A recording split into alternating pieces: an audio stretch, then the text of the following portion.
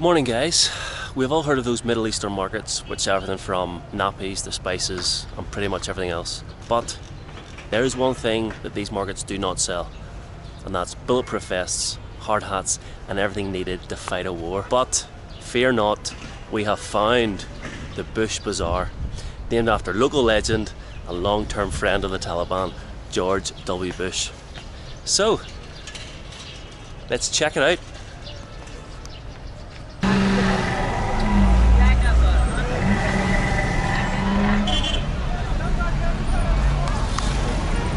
Welcome to the streets of Kabul.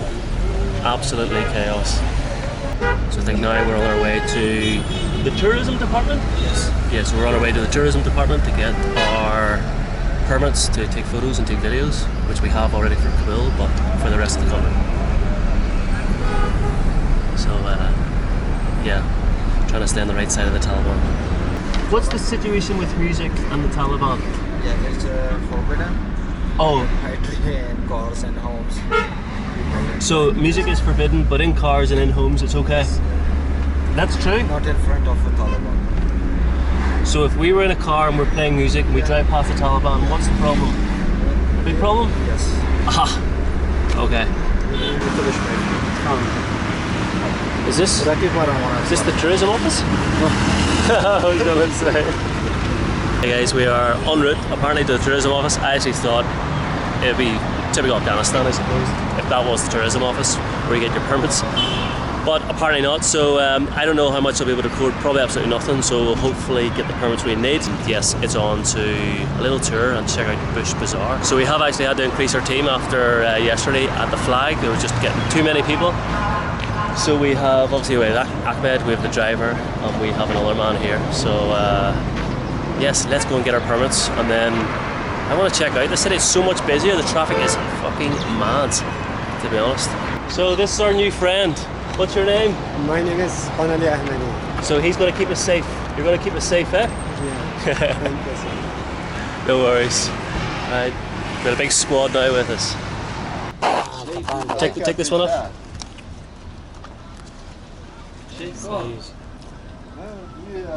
Okay. And so after lots of paperwork, lots of signatures and lots of cups of chai, we still have not got our permits. Yes. Apparently it was a lot, the process a lot simpler before the Taliban came along, but they changed the process. Ahmed, sorry, can you remind me the name of this Yes. monument? Abdul Haq. And this guy was killed by the Taliban? By Taliban. And when was this? Do you know when? In the first period of Taliban. So in the 90s? Yes. Right. And then who was it built this monument? The people of Afghanistan? No, the last government. So in the year 2000 to Yes. 2020. And now the Taliban have took it over and they put Taliban flags. So they kind of own it now, huh? Yes. 10, 20, 30, possibly 40 Taliban flags on a monument that was built to remember a guy who was killed by the Taliban. That isn't a you don't know what is. What's this made from? Mud. Oh, it's mud. Yeah. Is your shop? Hello. Nice to meet you, nice to meet you, nice to meet you. Ahmed, what's this area here? There's a lot of people doing paperwork. Here's court. It's what? Judicial court. Court? Yeah. So what's going on? People are settling cases, or are these lawyers, or administration? No, court. It's Chief Justice Office. This is court. Yeah, court. This is court. Court. Wow. Okay, I think now we're going to go to the old US Embassy.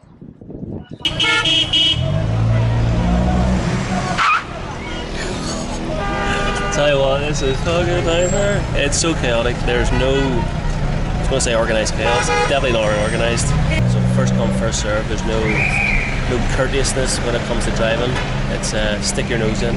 So we just come over the valley and into the other valley on the other side of Kabul. Yes. What's this area called? Karti Sahi. Ah, okay. And the majority of these people are Hazaras. And Hazara are the target of the ISIS. Yeah, and also, well, I don't know if you could say, but they're in target of other people too. Yeah.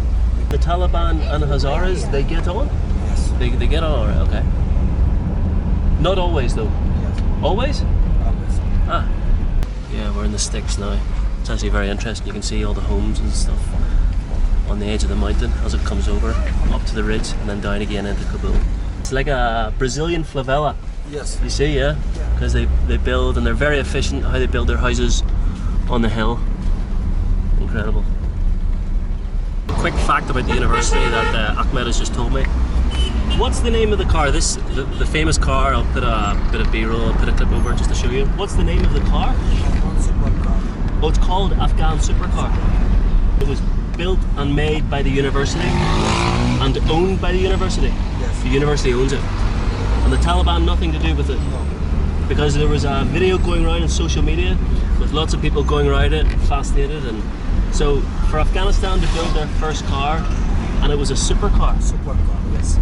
Fucking hell. That's another thing to add to the list of things that will shock you about Afghanistan. And there's only one, One. and that's it. Yes. They build no more.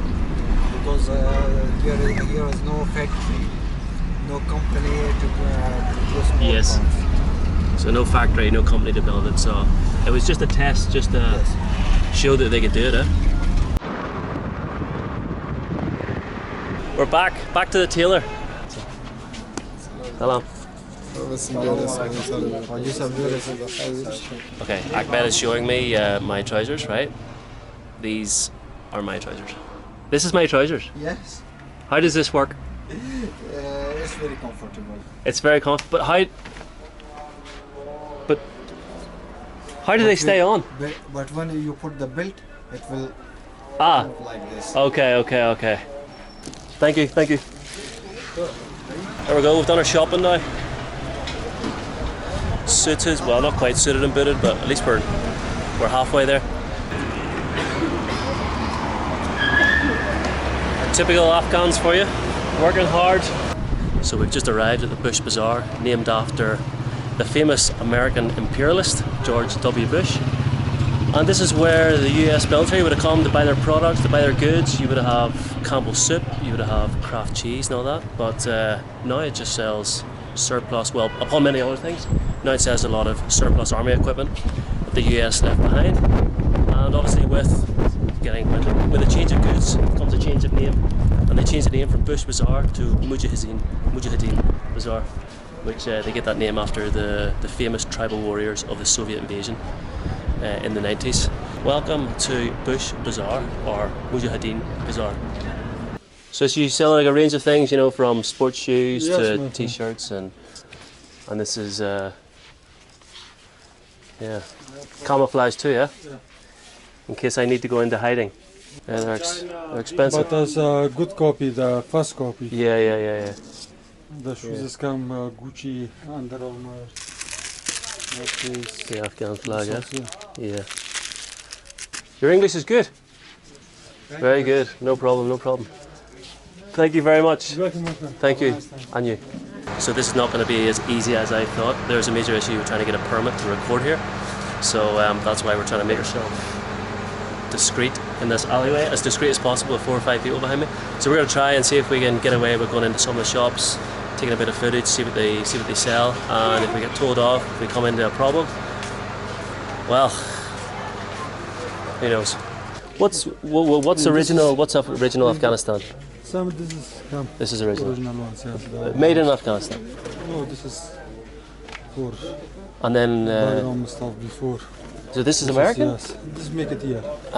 Yes, I see some of the Taliban wear this. Come original one also, but now make it all people here. And who would be who's your customers? Who buys this? Mujahideen. A lot. Mujahideen. Okay. Mujahideen can buy these. Okay. So these are for the handguns, eh? Small guns. Yes, for Yeah. all of them come for that. Yeah. For one shoulder, I got for two shoulder also. I just couldn't buy this. I would need to buy the gun as well, eh? Thank you very much. Thank you. Take care. Thank you. This is where the US military would have came here to buy their goods. Isn't that right? Yeah. So the US Army would come here to buy their food, their products, whatever. Yeah. Is that right? Hello. These are American? He said برند آمریکاییش که در چین صف کمپانی آمریکاییش در چین. Oh. it's a company from American in China. Ah, okay, yeah. So America, yeah. For me, that's American. Bloody hell! There's a lot of stuff here. It's a lot of stuff, huh? Yeah. Yes.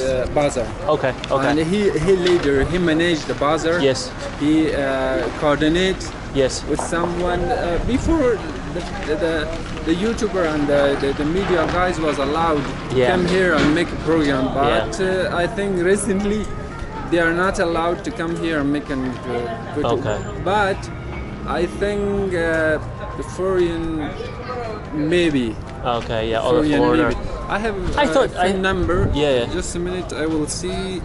I will coordinate it for you. Okay. Perfect. Thank you. Thank you.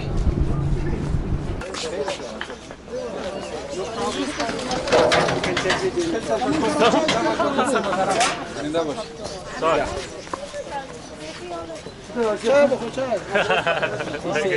Do you drink something? Okay. Yeah. I do. Yeah. Thank you. Tashakkur.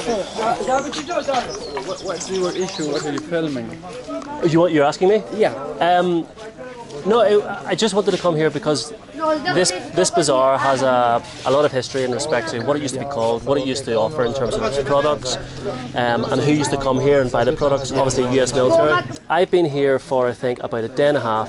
I have got enough footage already to shock my friends who I'll show the videos to. You know, people coming up saying hello, saying if you have any problems, saying, you know, is there anything I can do? Let me know. Let's go for some chai. You know, let's go for some food. We don't understand. I expected this, but 99% of people in the UK and in Ireland, in the West, don't understand that that's a part of Afghanistan. Glad to meet you, Mr. David. Thank you very much. Can you give me your YouTube? Yes. Or And I will take. something? Yes. Well, this is. I can. They'll be up in about like a couple of months. But as I say, I make them for my memories, and then as a place to put them, I put them on YouTube. You've been great. I owe you. Thank you. Thank you very much. Thank you. So there we go. We have a permit. We have officially got a permit now. We can just walk about and record, and nobody's going to annoy us. Is anyone going to annoy us? Really? He's shocked. He's shocked. So there you go.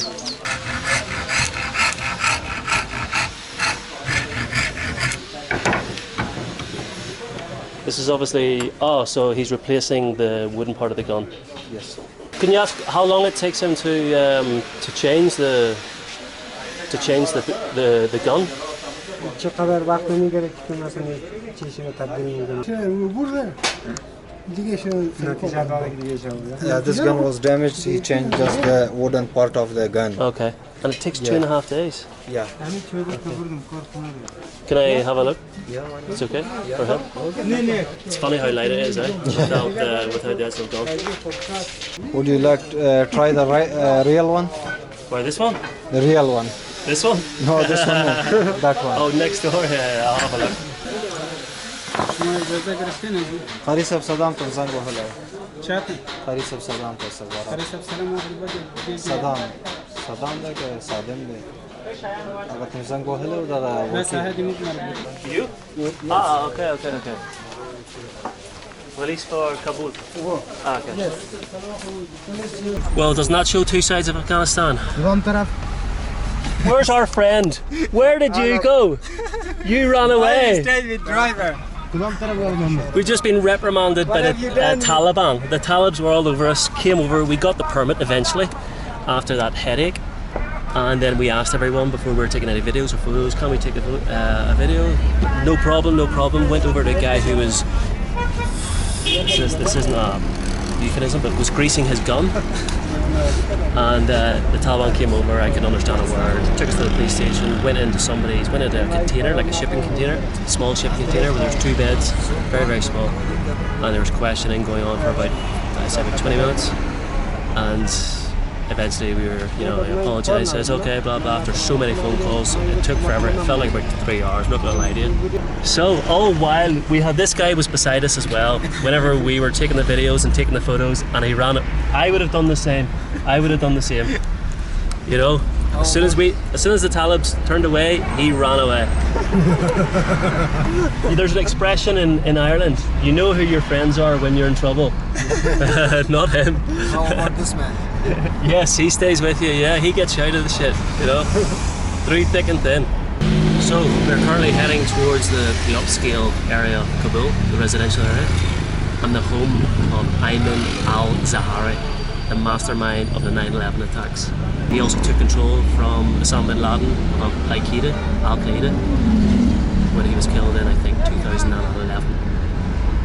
So we're going to go up. This area was full of historic buildings, with them flattened to make way for, I suppose, the rich politicians of Afghanistan. And then once the coalition left, they were immediately occupied by the Taliban. Obviously, he's no longer alive. This is where the actual the attack took place. I think it was maybe. When was he? Al-Zawahiri was killed in 2021. Yes. Yeah. So he was killed in 2021, towards the end of 2021, after the Americans had fled, and killed in a drone strike. So if America knows where Al-Zawahiri is, which is one of the most infamous names, I suppose, one of the biggest terrorists in the world, and can pinpoint his location to a point where they can kill him with a drone, what do you think they know about you? Effectively, he was being protected by, well, I don't need to ask. Yeah. But that's actually one of the reasons why America invaded in the first place. George Bush claims that he invaded because Taliban wouldn't give up the mastermind of 9/11. One of them being, we're at a little bit of an impasse here. We've got 3 cars and only 1 road. So Ahmed, this entire road would have been closed during the occupation because it was an easier way to control the security. And now, obviously, with the Taliban, with the security situation a little bit better, believe it or not, they opened up the roads. So we're now going back down the same road we've just come from. Give you an idea of the size of these houses. And it's all Taliban leaders, and the higher powers of Taliban are in these homes. Seems to be, every street, every side street, it's just full of these homes. These very expensive and big homes.